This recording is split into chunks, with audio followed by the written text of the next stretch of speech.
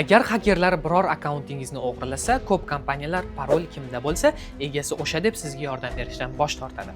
Sababi oddiy, mijozlarni qo'llab-quvvatlash bo'limiga ortiqcha pul sarflash ularga qiziq emas. O'g'ri esa profilingizda xohlagan ishni qilib yuraveradi.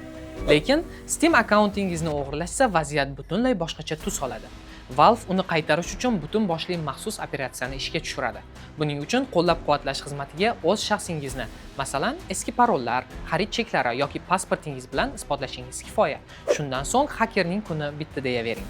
Steam shunchaki akkauntingizni qaytarish bilan cheklanmaydi. Ular firibgarni profilingizdan tepib chiqaradi va boshqa hech qachon Steamga kira olmasligi uchun uning kompyuterini to'g'ridan-to'g'ri qurilmasi bo'yicha bloklab tashlaydi. Buni geymerlar tilida HWID ban deyishadi. Oqibatda o'g'rilar yo o'z qurilmalarining prosivkasini kavlashga yoki umuman yangi kompyuter sotib olishga majbur bo'lishadi.